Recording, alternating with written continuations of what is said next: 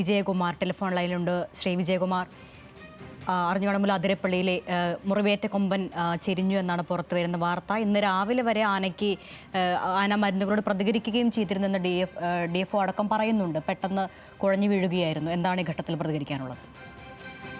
ആനയുടെ ഡാർട്ടിങ് തൊട്ടിട്ട് തന്നെ നമുക്കറിയാം, അത് വളരെയധികം ആഴത്തിലുള്ള ഒരു മുറിവായിരുന്നു. വേറൊരു കൊമ്പ് കൊണ്ടിട്ട് അതിന്റെ ഉള്ളിലേക്ക് എല്ലുകൾ പൊടിയുന്ന വിധത്തിലുള്ള അത്രയും ആഴത്തിലുള്ള ഒരു മുറിവായിരുന്നു. അതിൽ നന്നായിട്ട് ഇൻഫെക്ഷൻ ആയിരുന്നു. ആദ്യത്തെ പ്രാവശ്യം അതിനെ ഡാർട്ട് ചെയ്തപ്പോൾ, അത് ക്ലീൻ ചെയ്യുമ്പോൾ തന്നെ ഏകദേശം അതിന്റെ വലിപ്പം ഏകദേശം മനസ്സിലായതാണ്. ഇത്തരത്തിലുള്ള ഒരു ആന സ്വാഭാവികമായിട്ടും ഇതിന്റെ ഒരു കാട്ടിലുള്ള ഇത്തരത്തിലുള്ള അക്രമങ്ങൾ പരസ്പരം നടക്കുന്നതാണ്. അതിൽ സ്വാഭാവികമായിട്ട് ഇത്തരത്തിലുള്ള ആനകൾ മരിക്കാറുമുണ്ട്.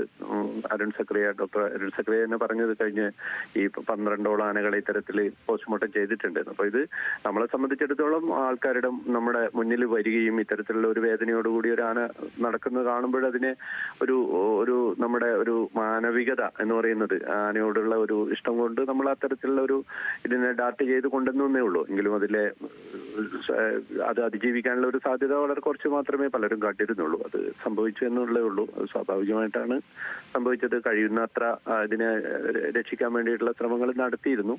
പക്ഷെ ആ ഇൻഫെക്ഷൻ കൂടുതലായിരിക്കാം, അതുകൊണ്ടായിരിക്കാം ചരിഞ്ഞത്. വളരെ നന്ദി ശ്രീ വിജയകുമാർ ബ്ലാത്തൂർ ഈ ഘട്ടത്തിൽ പ്രതികരിച്ചതിന്.